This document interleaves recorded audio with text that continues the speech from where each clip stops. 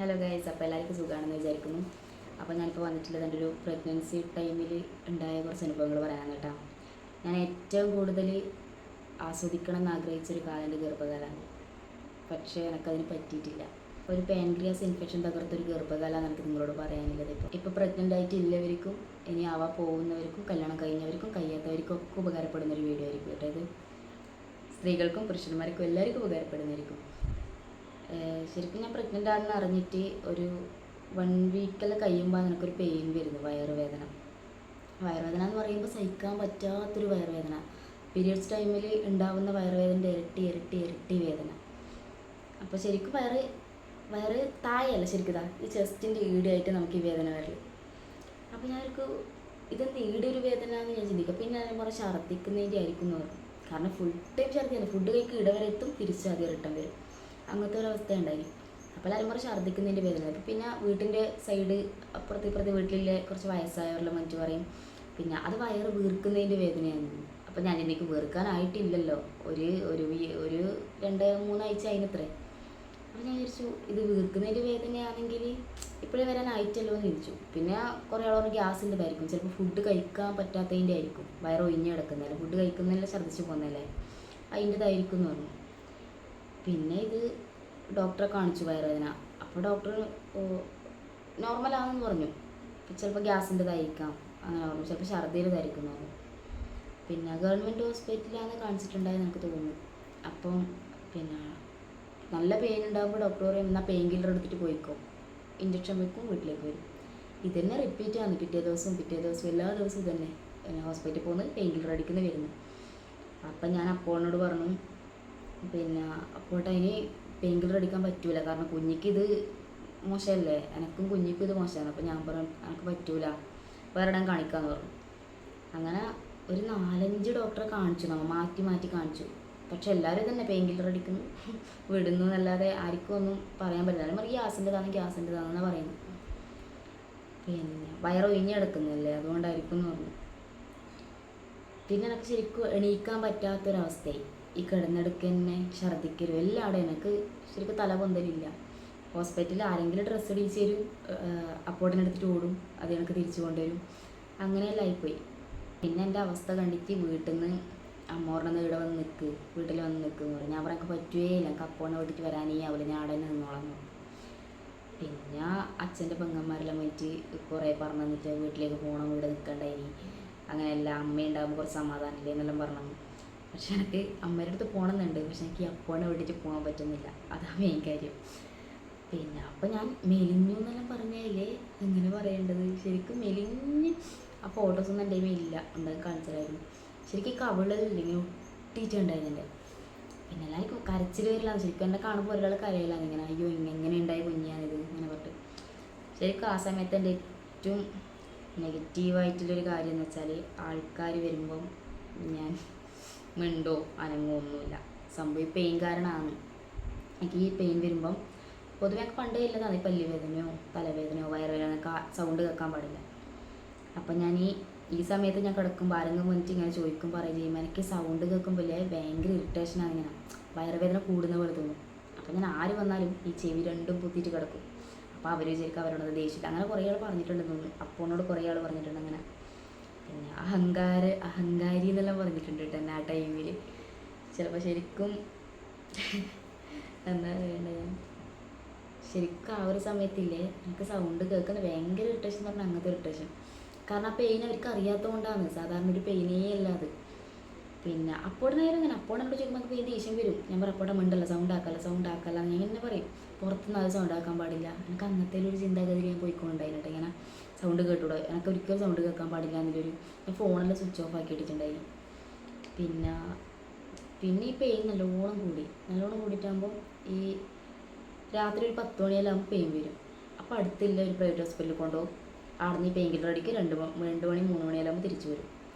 വേദന ആ ഇഞ്ചക്ഷൻ വെക്കുമ്പോൾ അതിൽ വേദന കുറയുന്നത്. അപ്പോൾ ആ സമയത്തൊക്കെ ഭയങ്കര ആശ്വാസമാണ്. ആ ടൈമിൽ ഞാൻ എങ്ങനെയെങ്കിലും ആയിട്ട് ഉറങ്ങും. അപ്പോൾ ഒരു പുലർച്ചെ 1:30-2 മണിയാവാനായിട്ടുണ്ടാവുമായിരിക്കും. പിന്നെ അങ്ങനെ ആകുമ്പോൾ ശരിക്കും ഞാനിപ്പോൾ കടപ്പെട്ടിരിക്കുന്നത് അപ്പോട്ടനോടാണ് കേട്ടോ. എനിക്കിനി എത്ര നന്ദി പറഞ്ഞാലും തീരൂല, മതിയാവില്ല. ശരിക്കും നന്ദിയൊന്നും പോരെ ആയിരിക്കും. കാരണം ആ സമയത്തില്ല എന്നെ അത്രയ്ക്ക് നോക്കിയിട്ടുണ്ട് അയാൾ.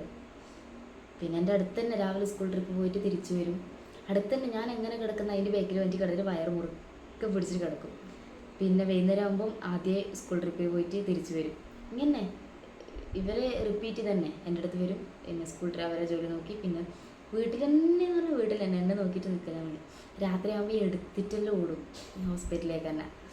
അപ്പം ശരിക്കും കരച്ചിൽ വരലുണ്ട്, പാവം എന്നുള്ള വിചാരിക്കുന്നത്. ശരിക്കും എനിക്ക് എണീക്കാൻ പറ്റാത്തൊരവസ്ഥയുണ്ടായി. കിടക്കയിൽ ശരിക്കും കിടന്നു കഴിഞ്ഞാൽ എണീക്കാൻ പറ്റാത്തൊരവസ്ഥയില്ല, അതാണ്.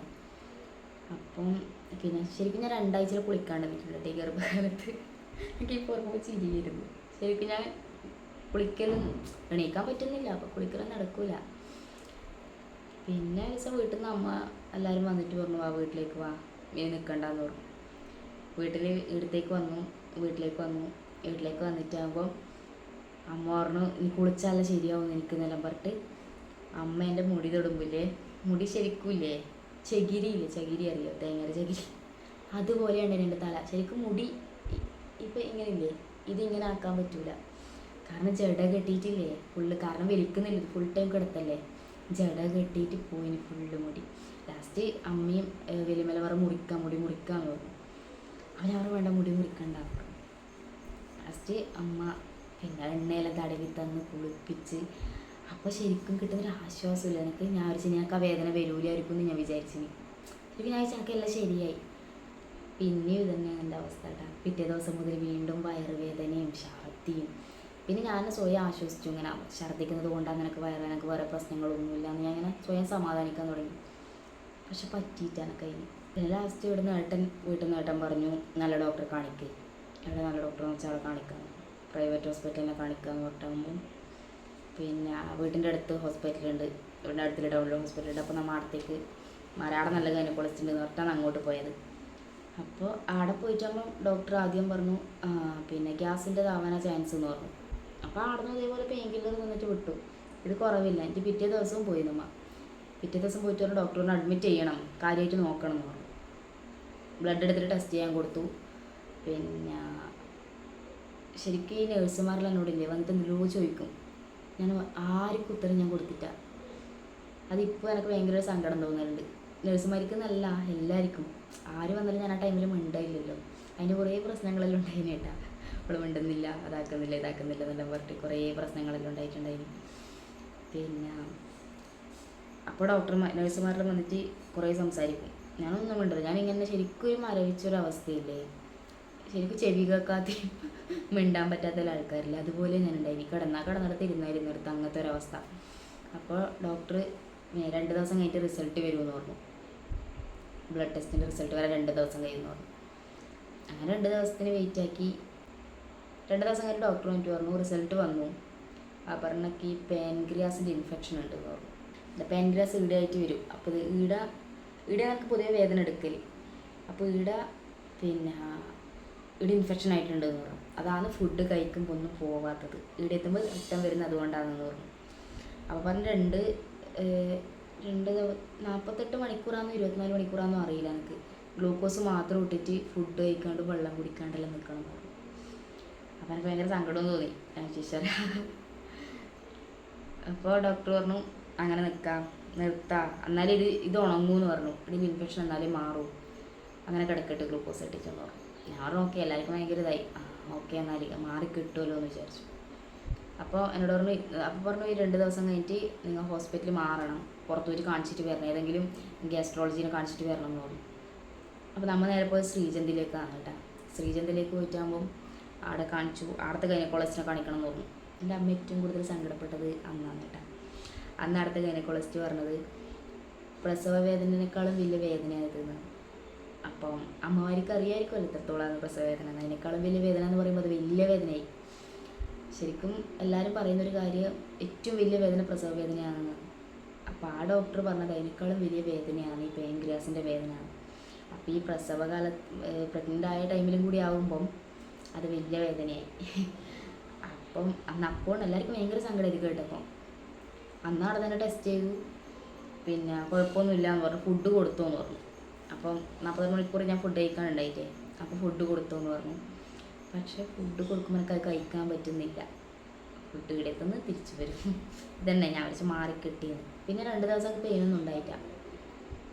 പിന്നെ ഒരാഴ്ച കഴിയുമ്പം ഇതേ പെയിൻ ആദ്യം വരാൻ തുടങ്ങി. ഗുളികെല്ലാം കഴിച്ച് മാറിയെന്നാണ് വിചാരിച്ചത്, പക്ഷെ പറ്റിയില്ല. അപ്പോൾ ഡോക്ടർ ഒരാഴ്ച മെഡിസിൻ എടുക്കാൻ ഹോസ്പിറ്റലിൽ അഡ്മിറ്റ് ആക്കും.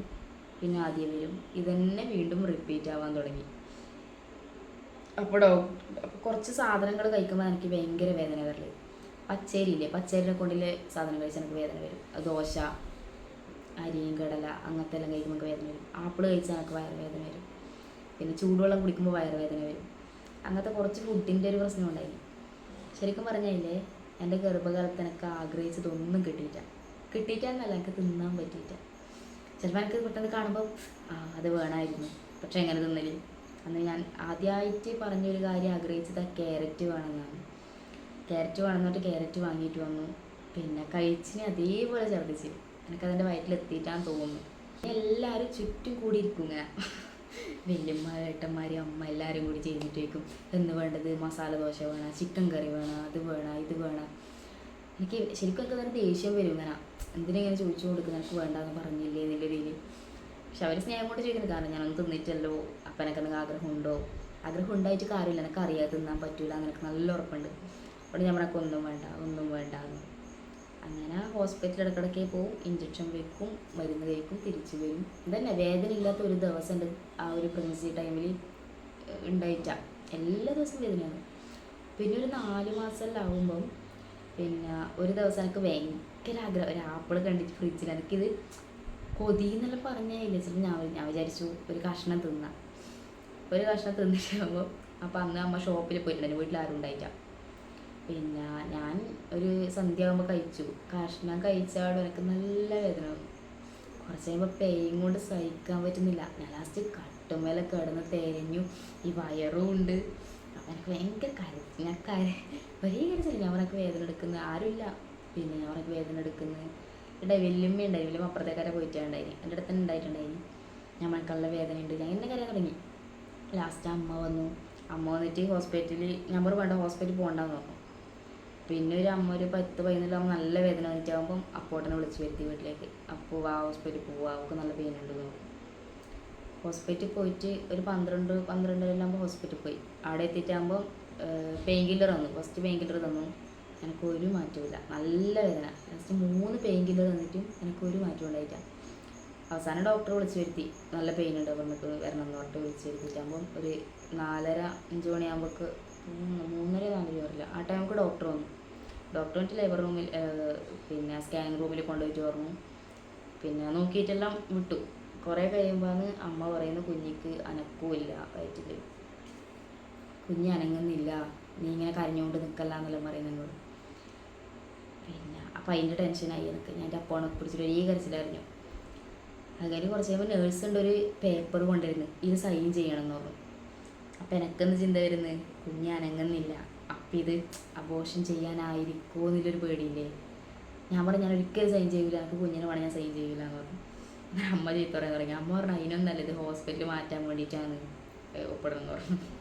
ലാസ്റ്റ് സൈൻ ചെയ്തു. പിറ്റേ ദിവസം നമ്മ മിംസിലേക്ക് പോയതാന്ന് തോന്നുന്നു, കണ്ണൂർ മിംസിലേക്ക് പോയി. പിന്നെ അവിടെ എത്തിയിട്ട് ഡോക്ടർ പറഞ്ഞു, പിന്നെ ഇതത്ര വലിയ കാര്യമാക്കേണ്ട ഒരു സ്റ്റേജിലേക്ക് എത്തിയിട്ടാ, ഇവക്ക് പേടിയാണ് മെയിൻ, ഇവൾ ടെൻഷൻ അടിച്ചിട്ടാണ് ഈ വേദന കൂടുന്നതെന്ന് പറഞ്ഞു. ശരിക്കും അതന്നെ ഞാൻ വിചാരിച്ചു. അതൊക്കെ ഫസ്റ്റ് പിന്നെ പ്രഗ്നൻ്റ് ആവൂല എന്ന് പറഞ്ഞിട്ടുണ്ടായിന്. എനിക്ക് ഓവുലേഷൻ പ്രോബ്ലം ഉണ്ടായിട്ടുണ്ടായി, അവൻ ബുദ്ധിമുട്ടാന്ന് പറഞ്ഞു. അപ്പം അങ്ങനെ പറഞ്ഞ സ്ഥിതിക്ക് ഒരു കുഞ്ഞിനെ കിട്ടുക എന്ന് പറയുന്നത് വലിയൊരു കാര്യമല്ലേ. അപ്പം ഞാൻ ഭയങ്കര ആഗ്രഹിച്ചിട്ടുണ്ടായിന്. അപ്പം എനിക്ക് നീ കുഞ്ഞിനെ വേണം. ഈ വയറുവേദന എൻ്റെ ചിന്ത, കുഞ്ഞി പോവോ, അബോർഷനാവോ, അങ്ങനത്തെ ഒരു ചിന്തയുണ്ടായി. പിന്നെ അപ്പോൾ ഡോക്ടർ ഇവക്ക് മെയിൻ പേടി മാറിയാൽ തന്നെ ഇവക്കെല്ലാം മാറിയെന്ന് പറഞ്ഞു. പിന്നെ ഒരു ദിവസം അവിടെ ഹോസ്പിറ്റലൈസ്ഡായി. പിന്നെ ഒരു ദിവസം കിടന്നാൽ മതിയാവും. പിറ്റേ ദിവസം വീട്ടിലേക്ക് വന്നിട്ടാകുമ്പോൾ പിന്നെ കുഴപ്പമില്ല, ഞാനത് ചിന്തിക്കാൻ തുടങ്ങി, എനിക്ക് പേടി കൊണ്ടാകും ഇത് വരുന്നു. പക്ഷെ അതല്ല കേട്ടോ, ശരിക്കും നല്ല വേദന തന്നെ. പിന്നെ എല്ലാ മാസവും ഈ വേദന തന്നെയാണ് ഉള്ളത്, എല്ലാ ദിവസവും. പിന്നെ ആഴ്ചയിൽ മാസത്തിലൊരു 2-3-4 ഒരു മാസമാണ് ഞാൻ ഹോസ്പിറ്റലിൽ ഉണ്ടാവില്ല. പിന്നെ എല്ലാ ആഴ്ചയും ഞാൻ എന്തായാലും ഹോസ്പിറ്റലിൽ പോലുണ്ട്. ഹോസ്പിറ്റലിൽ പോകും തിരിച്ചു വരും, ഹോസ്പിറ്റലിൽ പോകും തിരിച്ചു വരും തന്നെ. പിന്നെ ഡോക്ടർ തന്നെ പറയാൻ തുടങ്ങി, പറഞ്ഞേ പരമാവധി സഹിക്കാൻ നോക്ക് വേദന, കാരണം എനിക്ക് അധികം മരുന്നെടുത്തത് കുഞ്ഞിക്ക് മോശമാണ്, കുഞ്ഞിനെ നമുക്ക് നല്ലതിൽ കിട്ടണമെന്നില്ല. അപ്പോൾ ഞാൻ പറഞ്ഞു സാറില്ല, നല്ലതിൽ കിട്ടിയില്ലെങ്കിലും സാറില്ല, എനിക്കെൻ്റെ കുഞ്ഞിനെ വേണം. പിന്നെ പിന്നെ ശരിക്കും ഞാൻ എൻ്റെ തറവാട്ടിലേക്കല്ല പോകുന്നതാണെങ്കിലാണ് ഞാൻ ആ ഹോസ്പിറ്റലിലേക്ക് പോകലുണ്ടായിട്ടാ. കാരണം അവിടുത്തെ എല്ലാവരുമായിട്ട് നല്ല കമ്പനി, കാരണം ദിവസം അവിടെ തന്നെ അല്ലേ. അപ്പോൾ എല്ലാവരും എൻ്റെ വീട്ടിലുള്ളവരെ പോലെയാണ് നിനക്ക് അവിടുത്തെ നേഴ്സുമാർ. ഇപ്പോൾ ആയാലും അതെ, ഞാൻ പ്രഗ്നൻ്റ് ആയിട്ട് ആ കിടക്കുന്ന സമയത്തെല്ലാം നേഴ്സുമാർ ഒരു കാല് തടവി തരും, കൈ തടവി തരും, എല്ലാം ചായ തടച്ച് തരും, അങ്ങനത്തെ എല്ലാം കാര്യങ്ങൾ ഉണ്ടായിട്ടുണ്ടായിരുന്നു.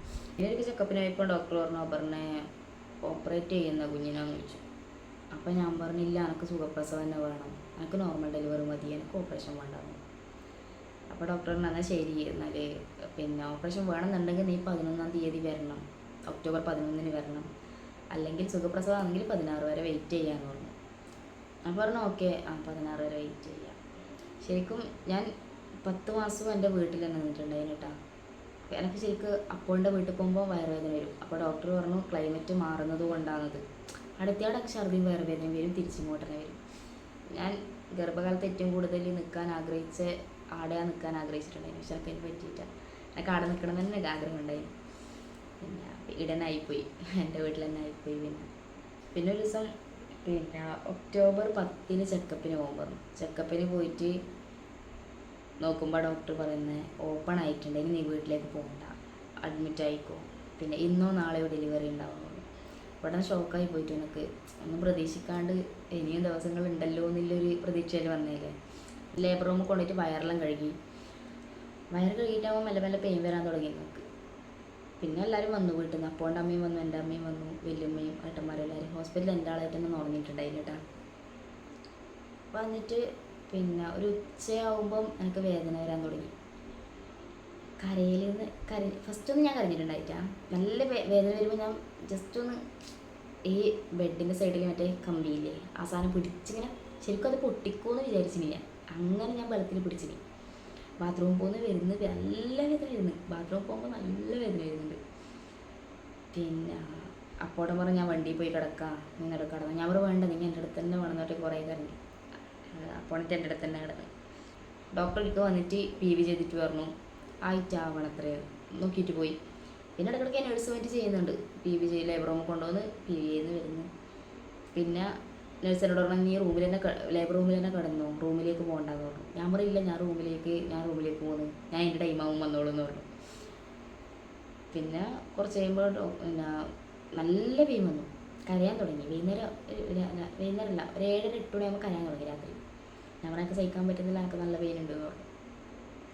അപ്പോൾ ഡോക്ടറിന് ഇല്ല ആയിട്ടാ പറഞ്ഞ എവിടെയോ ഉണ്ട് അത്രേ, ഇപ്പോഴേ ആയിട്ടാന്ന് പറഞ്ഞു. പിന്നെ കരച്ചിൽ എന്നല്ല പറഞ്ഞതിൽ പരമാവധി സഹിച്ചിരി, എന്നാലും കരയാൻ കരഞ്ഞു. പിന്നെ ഒരു 1:30-2 മണിയെല്ലാകുമ്പോൾ നല്ല പെയിൻ വന്നു, കരയാൻ തുടങ്ങി, നല്ലോണം കരയായി. എൻ്റെ കരച്ചിലെടുത്തിട്ട് വല്യമ്മ കരയുന്നു, അമ്മ കരയുന്നു. അപ്പം ഞാൻ കരയുന്നിടക്ക് ഞാൻ അപ്പോഴോട് പറഞ്ഞു അപ്പോട്ട് ഓപ്പറേഷൻ ചെയ്യാൻ പറയാൻ, എനിക്ക് നല്ല വേദനയുണ്ട്, ഒരു കുറേ കരഞ്ഞു. പിന്നെ അപ്പോൾ അപ്പോടെ പറഞ്ഞു ഓപ്പറേഷൻ ചെയ്യാൻ പറയാൻ അമ്മയെന്ന് പറഞ്ഞു. അത് വല്യമ്മ പറഞ്ഞു ഇല്ല, ഓപ്പൺ ആയില്ലേ, ഗർഭപാത്രം ഓപ്പൺ ആയില്ലേ, പിന്നെ ഇതിന് ഓപ്പറേഷൻ ചെയ്യേണ്ടി വരില്ല പറഞ്ഞു.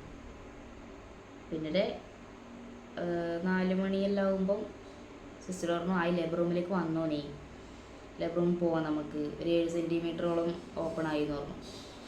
അങ്ങനെ ലേബർ റൂമിൽ പോയി. ലേബർ റൂമിൽ ഞാൻ കരഞ്ഞ് അമ്മനെ കാണണം തൊട്ട്. ഫസ്റ്റ് അമ്മ വന്ന് കുറേ നേരം ലേബർ റൂമിലിരുന്നു. വേറെ ആരും ഉണ്ടായിട്ട് പേഷ്യൻസ്, ഞാൻ മാത്രമേ പ്രഗ്നൻ്റ് ആയിട്ടുണ്ടായിട്ടു ആ ഹോസ്പിറ്റലിൽ ആ ടൈം, 2 ആളുണ്ടായിരുന്നു. അപ്പോൾ ലേബർ റൂമിൽ ഞാൻ മാത്രമേ ഉണ്ടായിട്ടു. കുറേ കരഞ്ഞ് ലാസ്റ്റ് ഡോക്ടർ വന്നു. സിസ്റ്റർ വിളിച്ചിട്ട് പറഞ്ഞു അപർണക്ക് നല്ല പെയിൻ ഉണ്ട് ഡോക്ടറെ, വരണം എന്ന് പറഞ്ഞു. ഞാൻ കരയുന്ന ഡോക്ടർ പറഞ്ഞു അപർണ ഒന്നുമില്ല. പിന്നെ അപ്പോൾ ഡോക്ടർ പറഞ്ഞൊരു കാര്യമുണ്ട്, സിസ്റ്റർ പറഞ്ഞു അപർണക്ക് നല്ല പെയിൻ ഉണ്ട് എന്ന് പറഞ്ഞു. അപ്പോൾ ഡോക്ടർ പറഞ്ഞു അപർണക്ക് എന്ത് പെയിൻ, 10 കുഞ്ഞുങ്ങളെ പ്രസവിക്കേണ്ട വേദന 10 മാസം കൊണ്ടുള്ള അനുഭവിച്ച് കഴിഞ്ഞു ഈ പാൻക്രിയാസ് ഇൻഫെക്ഷൻ കൊണ്ട്. അപ്പോൾ ഡോക്ടർ ഇത് നോക്കൊരു വേദനയേ അല്ല പറഞ്ഞെന്നെല്ലാം പറഞ്ഞ് കവിളെല്ലാം കുറേ തട്ടി. പിന്നെ ഡോക്ടർ PV ചെയ്തിട്ട് പറഞ്ഞു. പിന്നെ പെട്ടെന്ന് നേഴ്സിനോട് എന്തോ പറഞ്ഞിട്ട് സ്പീഡിൽ പോകുന്നുണ്ടായിനി. അപർണൻ്റെ ആൾക്കാരെ വിളിക്കുമെന്ന് പറഞ്ഞിട്ട് സ്പീഡിൽ പോകുന്നു ഡോക്ടർ. അപ്പം ഞാൻ വിചാരിച്ചു എനിക്ക് എന്തോ ആയി, ഞാൻ ശരിക്കും വിചാരിച്ചു കുഞ്ഞിക്ക് എന്തോ ആയി എന്നാണ്.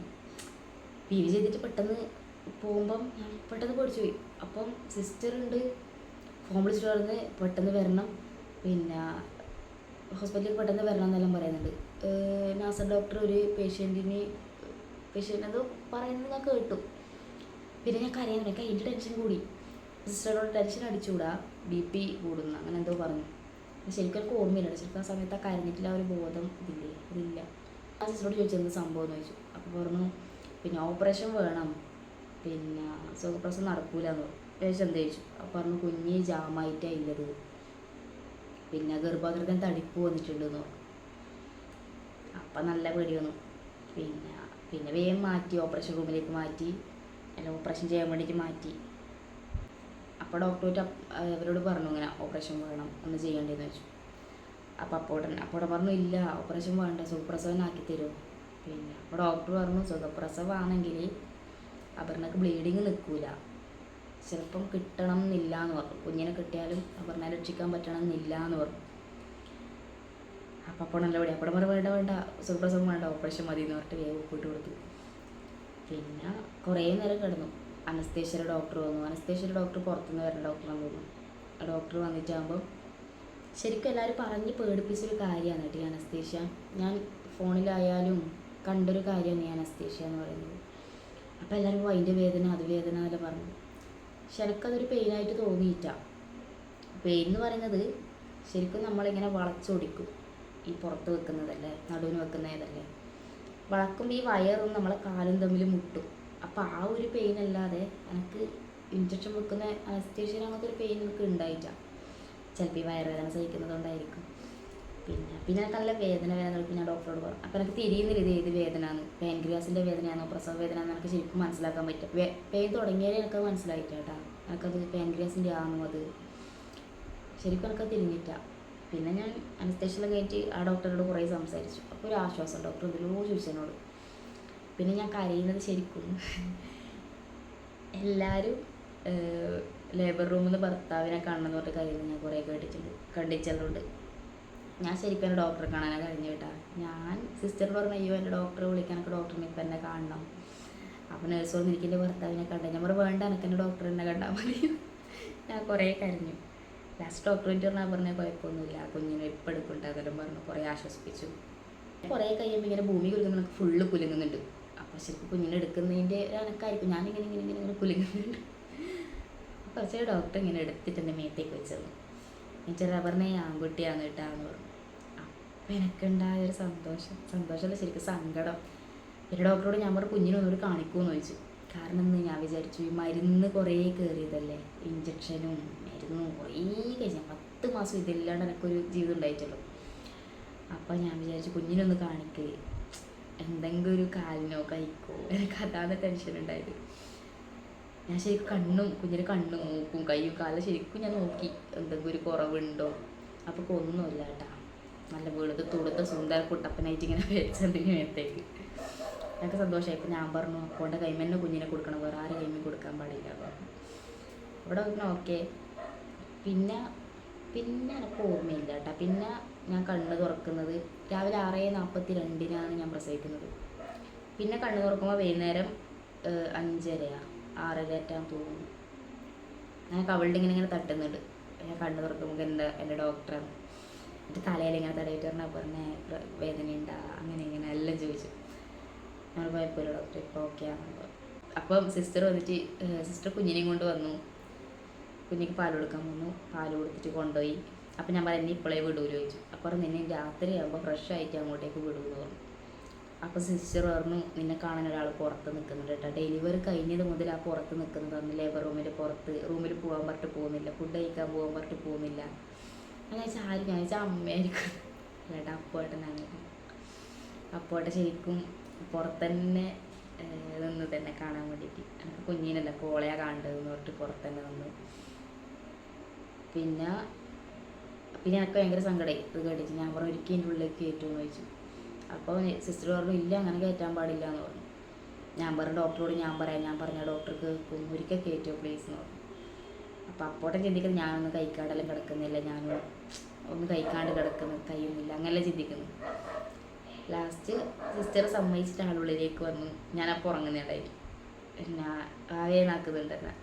അപ്പം ഞാൻ വല്ല കണ്ണുറക്കുമ്പോൾക്ക് ഈ അപ്പോട്ടൻ്റെ കണ്ണുന്നില്ലേ ഇങ്ങനെ നിറഞ്ഞിട്ടത് വീഴാണ്ട് ഇങ്ങനെ നോക്കുന്ന പോലെ ഇങ്ങനെ അത് വീണുകൂടാ, കണ്ണെന്ന് വെള്ളം വന്നുകൂടാ എന്നുള്ളൊരു ചിന്തയിലാണ് തന്നെ നോക്കുന്നത്.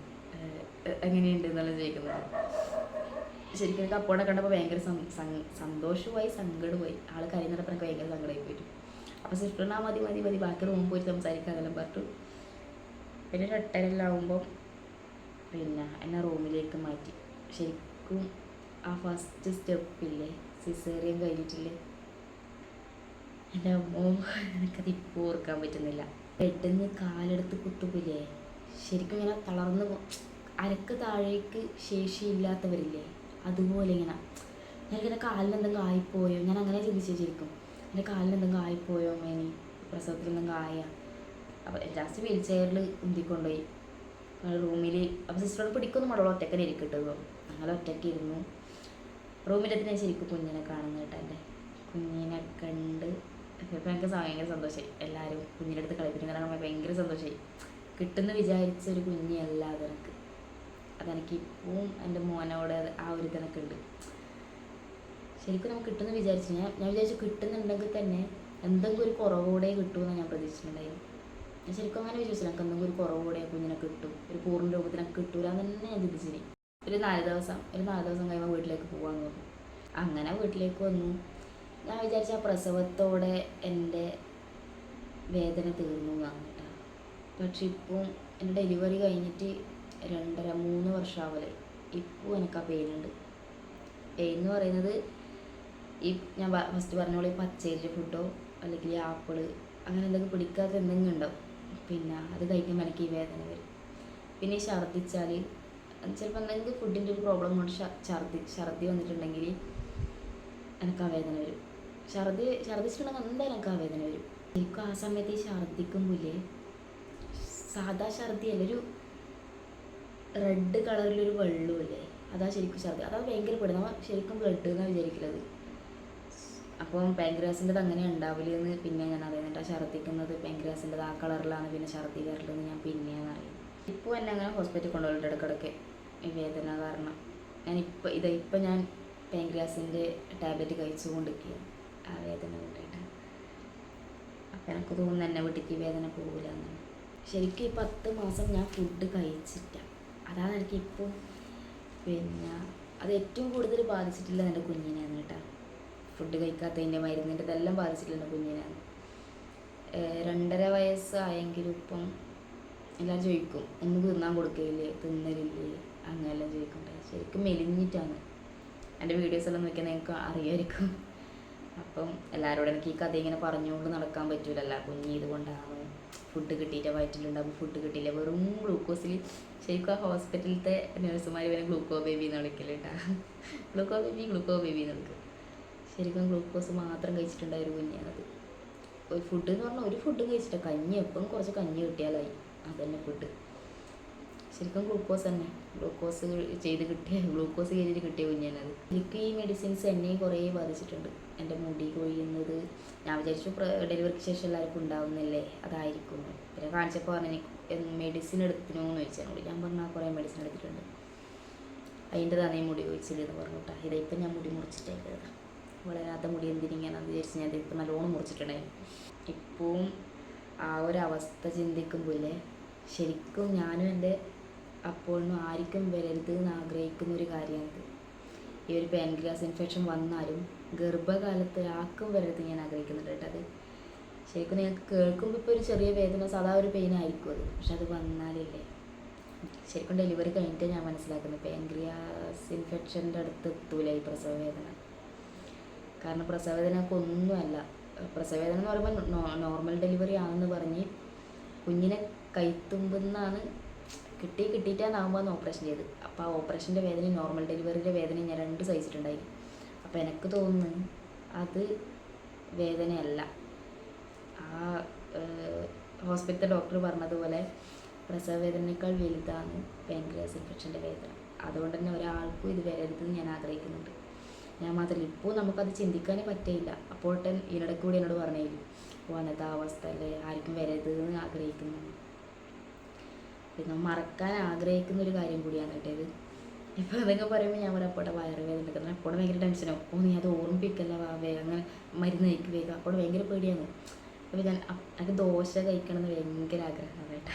പച്ചരിൻ്റെ ദോശ. ഞാൻ ഇപ്പോൾ എത്രയായി പ്രഗ്നൻ്റ് ആയിട്ട്, ഇപ്പോൾ ഒരു 4 വർഷമാവലായി. പ്രഗ്നൻസി കൂടി കൂട്ടുമ്പോൾ 4 വർഷമാവലായി. ഇതുവരെ ഞാൻ 4 വർഷമായി ദോശ കഴിച്ചിട്ട്. ഇടയ്ക്ക് കഴിക്കും, വേദന വരും. അപ്പം ഞാൻ ഇങ്ങനെ വിളിച്ചു ചോദിക്കാം, അപ്പോട്ടാ ദോശ കഴിച്ചോട്ടെ, എനിക്ക് കൊതിയാവുന്ന കഴിക്കാൻ. വേണ്ട ദയവ് ചെയ്ത് കഴിക്കാൻ, എനിക്ക് വേറെ എന്ത് വേണമെങ്കിൽ ഞാൻ കൊണ്ടുതരാം, നീ ദോശ കഴിക്കാൻ, വയറുവേദന വരുത്തല്ല. അങ്ങനെയൊന്നും പറയില്ല കേട്ടോ. എനിക്കിപ്പോൾ നന്ദി പറയാനുള്ളത് എൻ്റെ അപ്പോട്ടനോടാണ്. പിന്നെ എനിക്ക് ഏറ്റവും കൂടുതൽ ഞാൻ കടപ്പെട്ടിരിക്കുന്നത് എൻ്റെ ഡോക്ടറോടാണ് കേട്ടോ. ദൈവം മനുഷ്യൻ്റെ രൂപത്തിൽ വരില്ലെന്നെല്ലാം പറയില്ലേ, അതുപോലെ ഞാൻ വിശ്വസിക്കുന്ന ആളാണത്. ശരിക്കും എനിക്ക് ദൈവങ്ങളെ കൂട്ടത്തിലാണ് കേട്ടോ മനുഷ്യൻ. ശരിക്കും ഞാൻ എൻ്റെ മോനോട് പറയുന്നുണ്ട്, നാസ ഡോക്ടറാണ് കേട്ടോ നമ്മുടെ ദൈവം, ഞാൻ അങ്ങനെ പറയുന്നുണ്ട്. കാരണം എന്നെ അത്രയ്ക്ക് ശരിക്കും ഡോക്ടറെ വീട്ടിലില്ലവരോടെല്ലാം പോലെയാണ് എന്നോട് പെരുമാറൽ. ശരിക്കും അങ്ങനത്തെ ഒരു സ്നേഹത്തിലുണ്ടായി. എനിക്ക് ശരിക്കും ഈ വേദന വരാൻ കാരണം എന്ന് പറയുന്നത്, ഞാൻ ഈ സ്ട്രെയിൻ എടുത്ത് ഛർദ്ദിച്ചത് കൊണ്ടാണ്. ഛർദ്ദിയിൽ വന്നതാണ് ഈ ഇൻഫെക്ഷൻ എനിക്ക് ഇടാം. സ്ട്രെയിൻ എടുത്ത് ഇടാം. ചിലവർക്ക് തൊണ്ട പൊട്ടിയിട്ട് ചോരെല്ലാം വരലെന്ന് പറയലുണ്ട്. അതുപോലത്തെ ഒരു അവസ്ഥ നേടി ഇൻഫെക്ഷൻ്റെത്. സ്ട്രെയിൻ എടുത്ത് ഛർദ്ദിക്കുമ്പോൾ ഉണ്ടാകുന്ന കാര്യമാണിത്. നിങ്ങൾക്ക് ഭർത്താക്കന്മാരോടാണ് പറയാനില്ലത് കേട്ടോ. പരമാവധി നിങ്ങളെ ഭാര്യനെ കെയർ ചെയ്യുക. നിങ്ങൾക്ക് എത്രത്തോളം പറ്റുന്നു അത്രത്തോളം കെയർ ചെയ്യുക. ഈ ടൈമിൽ ഇങ്ങനെ ഒരു വേദനയോ ഛർദ്ദിയിലുണ്ടെങ്കിൽ സ്ട്രെയിൻ ചെയ്യാതെ ഛർദ്ദിക്കാൻ പറയാം, സ്ട്രെയിൻ കൊടുക്കാണ്ട് ഛർദ്ദിക്കുക. അത് നിങ്ങളോട് ഒറ്റ കാര്യം പറയാമല്ലോ, പ്രഗ്നൻ്റ് ആയവരോട് സ്ട്രെയിൻ എടുക്കാതെ ഛർദ്ദിക്കുക കേട്ടോ. അധികം സ്ട്രെയിൻ കൊടുക്കേണ്ട ഛർദ്ദിക്കുമ്പോൾ. ചിലപ്പോൾ അങ്ങനെ വേദന വരാം. ഈ വേദന ലക്ഷങ്ങളിൽ തന്നെ 2-3 പേർക്കേ ഉണ്ടാവുമെന്ന് ഞാൻ കേട്ടിട്ടുണ്ട്. ശരിയാവുമെന്ന് എനിക്കറിയില്ല കേട്ടോ, അങ്ങനെ ഞാൻ കേട്ടിട്ടുണ്ട്. അതുകൊണ്ട് ഗർഭകാലത്ത് നിങ്ങൾക്ക് എന്തെങ്കിലും ഇതുപോലൊരു വേദനയോ കാര്യങ്ങളോ ഉണ്ടെങ്കിൽ തന്നെ നല്ലൊരു ഡോക്ടർ ഫസ്റ്റ് പോയിട്ട് കാണിക്കുക. പിന്നെ ഗ്യാസിൻ്റെതാണ് ഇതാണെന്നല്ല പറയുമായിരിക്കും. പെയിൻ മാറുന്നില്ല എന്നുണ്ടെങ്കിൽ ഉറപ്പായിട്ട് നിങ്ങൾ നല്ലൊരു ഡോക്ടറെ പോയിട്ട് കാണിച്ച് ബ്ലഡ് ടെസ്റ്റ് ചെയ്ത് പിന്നെ എല്ലാ ടെസ്റ്റും ചെയ്യുക. എനിക്ക് അത്രയും പറയാനില്ല കേട്ടോ. കാരണം എൻ്റെ ആ ഒരു അനുഭവം വേറെ ആർക്കും വരാൻ പാടില്ല, അങ്ങനെ ഞാൻ ആഗ്രഹിക്കുന്നുണ്ട് കേട്ടോ. ഒരിക്കലും വരാൻ പാടില്ല ഞാൻ ആഗ്രഹിക്കുന്നില്ല. അപ്പം നിങ്ങളെ റിലേറ്റീവോ അറിയുന്നവരോ ഫ്രണ്ട്സോ ആരായിക്കോട്ടെ, അങ്ങനെ ഒരു പ്രഗ്നൻ്റ് ആയിട്ടില്ലവരോട് നിങ്ങൾ പറഞ്ഞു കൊടുക്കുക, സ്ട്രെയിൻ എടുത്ത് ഛർദ്ദിക്കാതിരിക്കുക എന്ന് പറഞ്ഞു കൊടുക്കുക. ഇങ്ങനെ എന്തെങ്കിലും വേദന ഉണ്ടെങ്കിൽ വേഗം ഡോക്ടറെ കാണിക്കാൻ പറയാം. പിന്നെ വയസ്സായവർ അപ്പുറം ഇപ്പുറമില്ലവർ വേണ്ടി പറയും, അത് സാറുള്ളത് നോർമലാണ്, വയറ് വലുതാവുന്നതിൻ്റെ വേദനയാണ്, അത് ഛർദ്ദിക്കുന്നതിൻ്റെ വേദനയാണ്, വയറ് കാലിയായതുകൊണ്ടുള്ള വേദനയാണെന്നെല്ലാം പറയും. ഒന്നും വിശ്വസിക്കണം, ഡയറക്റ്റ് ഡോക്ടറെ പോയിട്ട് കാണുക. അപ്പം ഞാൻ ആ ലൈഫ് കെയർ ഹോസ്പിറ്റലിൻ്റെ ഡോക്ടറോടും നഴ്സുമാരോടും എനിക്ക് ആ സമയത്ത് എൻ്റെ കൂടെ ഉണ്ടായ എല്ലാവരോടും എനിക്ക് ഒരുപാട് നന്ദിയുണ്ട്. എനിക്ക് അത്രയും പറയാനുള്ളൂ. എല്ലാവരോടും ഞാനിപ്പോൾ കടപ്പെട്ടിരിക്കും. പിന്നെ ഞാനിപ്പോൾ അതിൽ പോകുന്നുണ്ടെങ്കിൽ ലൈഫ് കെയർ ഹോസ്പിറ്റലിൽ കയറിയിട്ടുണ്ട് കേട്ടോ, കയറിയിട്ടുള്ളവർ കാണലുണ്ട്.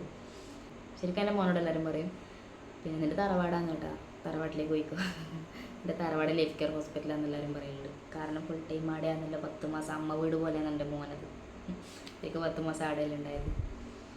അപ്പോൾ എനിക്ക് എല്ലാവരോടും ഒരിക്കൽ കൂടി നന്ദി പറയാനുണ്ട് കേട്ടോ. ശരിക്കും എൻ്റെ അപ്പോനോടും എൻ്റെ അമ്മേനോടും എനിക്ക് ഒരുപാട് നന്ദിയുണ്ട്. എൻ്റെ അമ്മ എന്നെ